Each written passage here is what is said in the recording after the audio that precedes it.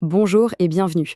Aujourd'hui, on s'attaque à un vrai monument, le Tarot de Marseille. Mais attention, on va tout de suite mettre de côté les boules de cristal et les clichés. Le document qu'on explore le présente comme une véritable machine philosophique. Alors prêt? C'est parti, on plonge dedans. C'est un peu la question qui tue, non? Est-ce que c'est juste un truc de voyance, un peu de folklore, ou est-ce qu'il y a derrière un outil philosophique beaucoup plus profond? C'est tout le paradoxe du tarot. Et pour nous guider, notre source nous donne une clé de lecture fascinante. Elle le décrit comme un véritable miroir de l'inconscient. C'est donc sous cet angle-là, celui d'un outil pour mieux se connaître, qu'on va l'explorer ensemble.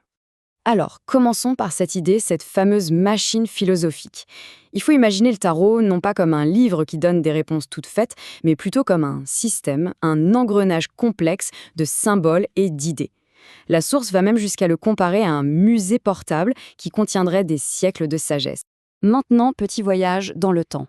On va essayer de comprendre d'où viennent vraiment ces cartes. Et je vous préviens, l'histoire du tarot est pleine de surprises et elle est bien loin des mythes qu'on entend souvent. Ce tableau, il résume tout parfaitement. D'un côté, on a le mythe, la légende un peu romanesque d'un savoir secret qui viendrait tout droit de l'Égypte ancienne, le fameux livre de Thoth. Et de l'autre, eh bien, on a les faits historiques, beaucoup plus terre-à-terre. Un jeu de cartes pour les aristocrates apparu dans le nord de l'Italie au XVe siècle, qu'on appelait les tarocuni. Et cette chronologie, elle raconte super bien cette évolution. On voit bien le parcours. Ça naît en Italie au XVe siècle. C'est un jeu pour la noblesse. 2 siècles plus tard, au XVIIe, le jeu est standardisé en France, à Marseille notamment, grâce à des maîtres quartiers comme Nicolas Convert. C'est seulement à la fin du XVIIIe siècle que tout bascule, avec un certain Antoine Cour de Géblin qui lance cette théorie de l'origine égyptienne, et c'est le début de la vague ésotérique.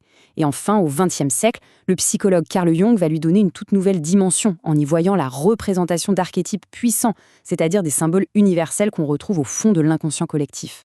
Bon, l'histoire c'est fait. Maintenant, on ouvre la boîte. Qu'est-ce qu'on trouve à l'intérieur? Parce que ces 78 cartes, ce n'est pas juste une collection d'images mises au hasard. Non. Elles forment un véritable univers. Un système super cohérent. 78, c'est le chiffre clé. Et cet ensemble de 78 cartes, il est divisé en 2 grands groupes, 2 familles bien distinctes. On a les arcanes majeures d'un côté et les arcanes mineures de l'autre. Le cœur du réacteur du tarot, ce sont les 22 arcanes majeures. En fait, ils racontent une histoire, une sorte d'allégorie de l'expérience humaine qu'on appelle souvent le voyage du fou. C'est un parcours initiatique qui nous emmène de l'innocence totale, du potentiel pur, jusqu'à la sagesse et l'accomplissement. Et pour bien saisir l'ampleur de ce voyage, rien de tel que de regarder le point de départ et le point d'arrivée. On commence avec le mat, qui n'a pas de numéro. C'est le vagabond, le potentiel à l'état brut, celui qui se lance dans le vide. Et on termine avec le monde, la carte 21, qui symbolise l'accomplissement ultime, l'unité, la boucle qui est bouclée. Tout le chemin d'une vie, en quelque sorte, est contenu entre ces 2 cartes. Et sur ce chemin, évidemment, il y a des étapes clés, des moments charnières. Le battleur, carte numéro 1, c'est le démarrage, la prise d'initiative. La route fortune, elle, nous parle des cycles de la vie, des hauts, des bas, du destin en marche. La fameuse carte 13, souvent appelée la mort, qui en réalité parle moins de fin que de transformation radicale, de passage obligé. Et puis il y a la Maison Dieu, cette tour qui se fait foudroyer. Elle symbolise l'effondrement de nos certitudes, une crise soudaine, mais qui débouche sur une révélation. À côté de cette grande épopée, on a les 56 arcanes mineurs. Eux, ils sont là pour nous parler des aspects plus concrets, plus quotidiens de la vie. Ils sont répartis en 4 familles, 4 couleurs. Les coupes, c'est le domaine des émotions, du cœur. Les deniers, c'est le monde matériel, le travail, l'argent. Les épées, c'est la sphère de l'intellect, des pensées, des conflits aussi. Et enfin, les bâtons, qui symbolisent notre énergie vitale, la créativité, l'action. Ok, maintenant qu'on a la structure en tête, il faut apprendre à parler la langue du tarot. Parce que oui, c'est un véritable langage visuel. Chaque couleur, chaque nombre, chaque petit détail a une signification. C'est un code à déchiffrer. Prenons les couleurs, par exemple. La palette a l'air simple, mais rien n'est laissé au hasard. Le jaune, c'est la lumière de l'esprit, la conscience. Le rouge, c'est l'énergie, l'action, la passion qui s'incarne dans la matière. Le bleu, lui, nous connecte à l'intuition, à la spiritualité, au monde des rêves. Et le vert, évidemment, c'est la couleur de la nature, de la croissance, de l'espoir. Et par-dessus ça, on a la couche des nombres. La numérologie, ça peut paraître compliqué, mais ici c'est assez logique. Le 1, c'est toujours le point de départ, l'impulsion initiale. Le 2, c'est la rencontre, la dualité, le choix. Le 3, c'est la première création qui naît de cette union. Et le 4, c'est la stabilité, la construction, les fondations solides.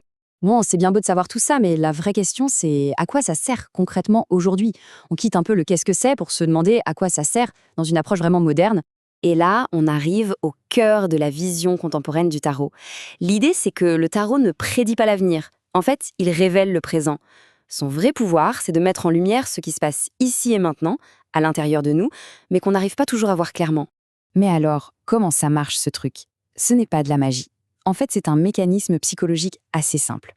D'abord, il y a la projection. Les cartes fonctionnent comme un écran sur lequel on va projeter nos propres pensées, nos peurs, nos désirs. Ensuite, ça amène de la clarté. Le simple fait de poser un problème en image, ça aide à le structurer, à le voir sous un autre angle. Et enfin, ces images très symboliques, elles parlent directement à notre intuition, elles court-circuitent notre mental pour débloquer de nouvelles perspectives. Et cette citation, tirée de notre source, résume tout à la perfection. Je la relis.